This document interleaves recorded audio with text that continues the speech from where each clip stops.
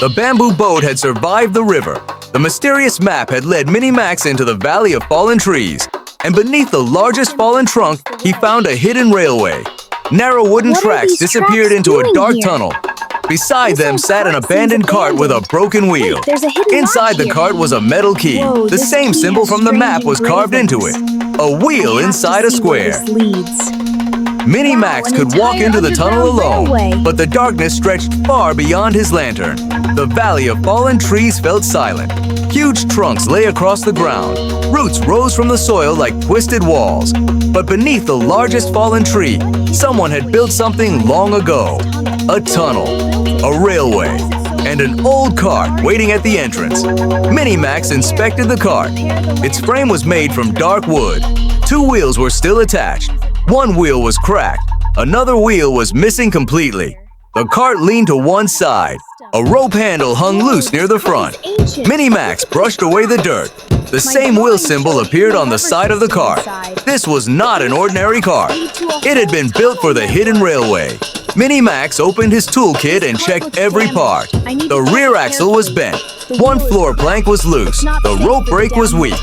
Minimax made a repair list. Replace one wheel. Repair the cracked wheel. Straighten the axle. Fix the floor. Repair the brake. Test the cart before entering. Then he heard something from deep inside the tunnel.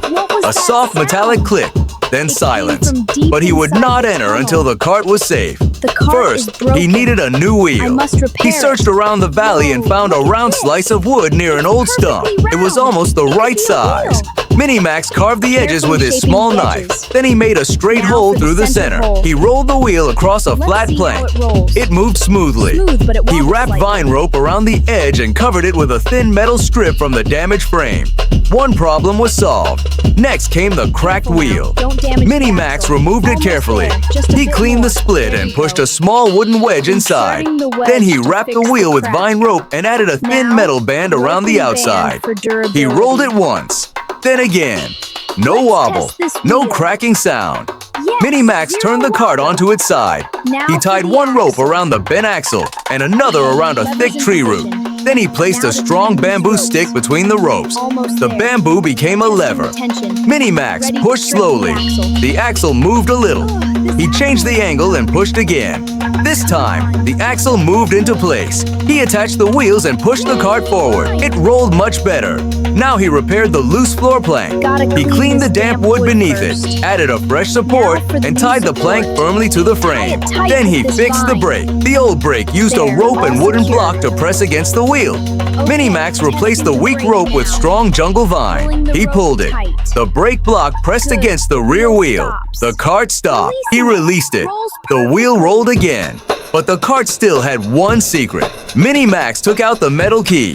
Near the front handle, under the dust, found a small metal panel with a keyhole. He inserted the key and turned it. A hidden compartment opened beneath the cart floor. Inside were a folded cloth, a tiny glass lantern, a metal hook, and a second map. The map showed the hidden railway beneath the Valley of Fallen Trees. The tracks split into 3 paths. One led to Root Station, one led to the Stone Chamber, and the third led to a locked main passage. Before entering, Minimax tested the cart. He placed it on a short section of track near the entrance. The wheels turned smoothly.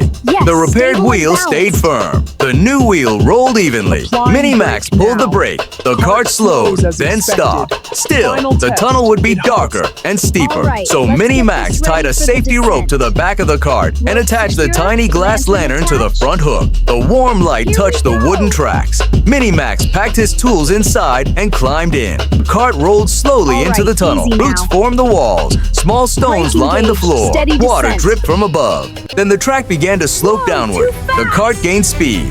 Minimax pulled the brake gently. The cart slowed. Everything worked. At the end of the first section, he untied the safety rope. The cart rolled deeper beneath the valley. A faded wooden sign appeared ahead. Root Station. Left a stone chamber. Right. Minimax checked the map. The symbol on the metal key matched the left path. He pulled a small lever beside the track. The rail shifted.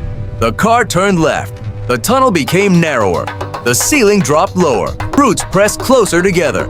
Then Mini-Max saw something blocking the track. A pile of stones and broken wood had collapsed across the railway. The cart was moving too fast. Mini-Max pulled the brake. The wheels slowed, but the wet track made the cart slide. The rocks came closer. Mini-Max grabbed the side rope and leaned back with all his weight. The cart stopped inches before the collapse section. For a moment, he sat completely still. Mini-Max stepped out. The path was blocked, but between the rocks, a warm light glowed from the other side. He knelt and looked through the gap. Beyond the collapse was a large underground chamber. Old wooden carts stood on unused tracks. Tiny lanterns lined the walls, and in the center of the room, something moved. A shadow passed behind one of the carts. The shadow disappeared. The chamber became silent again. Mini-Max looked at the blocked railway. He had repaired the cart. He had entered the hidden tunnel. He had followed the map toward Route Station. But now the path was blocked, and something was waiting on the other side. But this time, he would need to be careful, because deep beneath the Valley of Fallen Trees, someone already knew he was there. What do you think Mini-Max saw inside Route Station? A hidden animal village, an old railway keeper, or something dangerous?